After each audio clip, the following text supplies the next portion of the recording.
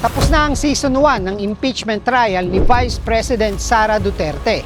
Sa pagtalakay ng Article 4 o ang grave threat sa buhay ni President Marcos at ng kanyang pamilya, may ilang senator judge na unforgettable ang performance. May mukhang one-sided na hirit ng hirit kahit wala namang katuturan. May umaasta rin na para bang gustong umupo sa bench ng depensa. Pero meron din namang patas at para sa katotohanan. Anong reaction mo sa mga senator judge sa impeachment trial? Dapat wag silang pumanig sa kung sino ini-impeach. Yung goal naman po talaga ng impeachment court ay ma-discover kung ano po talaga yung totoo. Tumatatak sa akin yan si Robin Padilla kasi parang how can a senator act this childish? Paano ka naluklok na senador kung ganyan ka?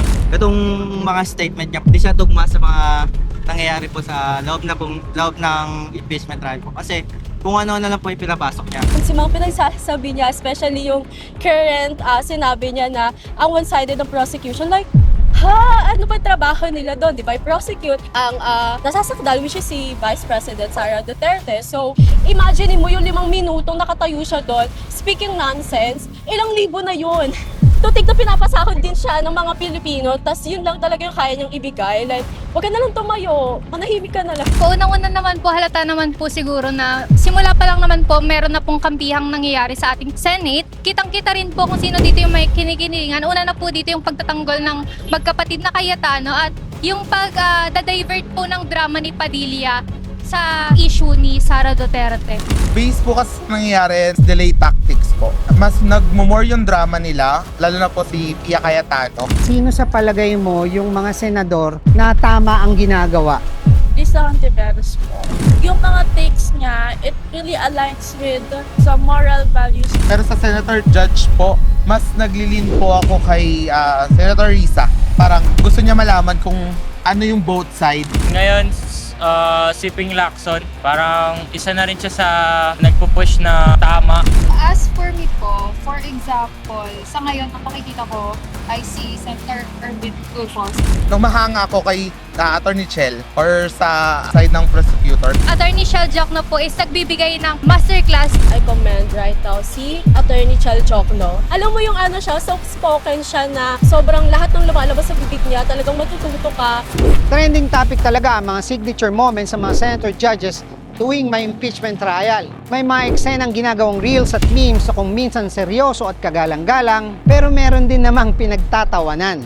Sa comment section ng news, marami ang nag-react na kapansin-pansin ang ilang senador na mas may energy sa pagdepensa kaysa sa pagsusuri ng mga testimonya at ebidensya. Feeling yata nila may audition para maging tagapagsalita ng defense team. Si Senator Judge Robin Padilla, marami ang nakapuna na ang gulo-gulo magsalita. Madalas off-topic o wala talagang sense ang pinagsasabi. Tapos feeling ni Robin, ang galing-galing niya. Robin, kung okay ka na sa ganyan, kami hindi. Sabi mo, korte ito. Alam mo pala eh. Then pag-aralan mo mabuti kung ano ba ang role mo bilang judge. Impeachment trial ito at hindi reality show na pagalingan kung sino ang mas magiging trending. Para naman sa magkapatid na Alan Peter at Pia Cayetano, senator judge ba talaga kayo o may iba kayong role? Tandaan, hindi naman lahat madaling mabola. Halata kapag may ebidensyang inaharang para makalimutan. Listado rin kung may nagpapalusot o may binabaluktot. Kaya kahit pagtakpan o daanin sa pagtataray, napapansin kung sinong may pinapanigan. Simple lang naman ang hinihingi ng taong bayan sa lahat ng senator judge. Maging tapat sa sinumpaang tungkulin na walang kinikilingan at magdesisyon base sa ebidensya, batas at katotohanan. Maraming salamat sa mga senator judge na ganito ang paninindigan. Ako si Mike Manalaysay at ito ang Mike on the Street.